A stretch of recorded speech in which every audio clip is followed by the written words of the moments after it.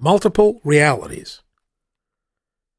One of the writers in the Playboy promotion department was taking a trip every weekend on something his black market dealer told him was LSD. Real LSD was illegal by then. One day this writer, whom we shall call Joseph K., told me that he had received telepathic messages from outer space on several of his recent trips. The materialist did not perfectly hide his instant skepticism, and Joseph K. clammed up immediately. We never heard another word from him on that subject, and he later quit Playboy and went off to try to write in Hollywood. At that time, I had put all that mystical stuff behind me and was playing the game of urbane, sophisticated, successful Playboy editor. Weirdness was something that, like poverty, only happened to other people. I was targeted directly at hedonic gratification, mostly due to a new drug that had ended my life, the seductive lady known as Maria Juana, goddess of sex, rapture, and doing your own thing. By the time of the Democratic Convention horrors of 1968, the materialist was smoking pot fairly regularly, like everybody else in Playboy's editorial department and at every other magazine we knew, and throughout the communications industry.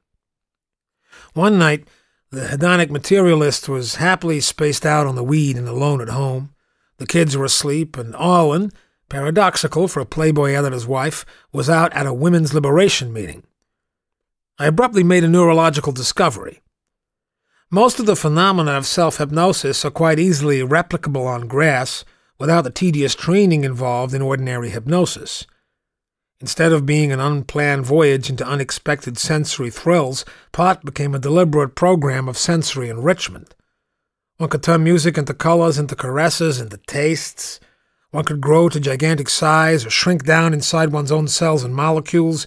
One could tune one's nervous system like a combination microscope TV set. Several extraordinary months of experiments soon revealed that one could do much of this without pot, although it remained easier with pot, of course.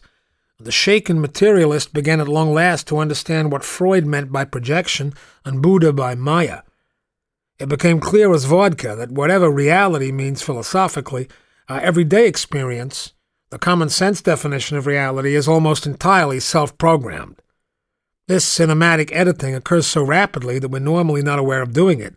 Thus we add many things that aren't there at all, Freud's projection, and leave out millions of things that are there, Freud's censorship.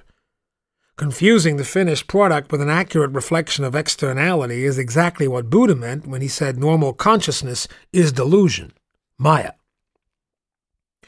One soon discovered that pot could be a tool by which one might adjust the nervous system as casually as one adjusts the picture on a TV set.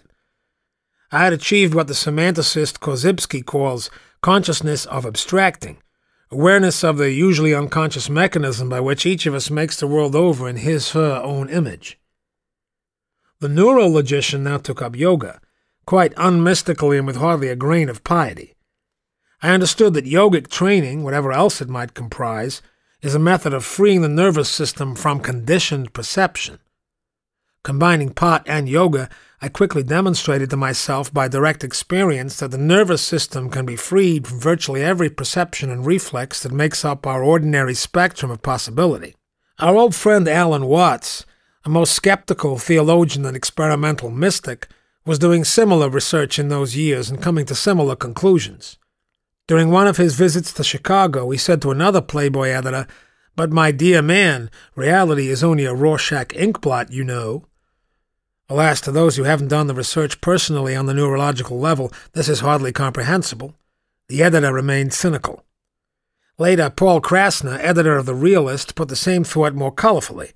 Reality is silly putty. Those without direct experience could not understand. They quickly concluded that a certain segment of the intelligentsia was going mad.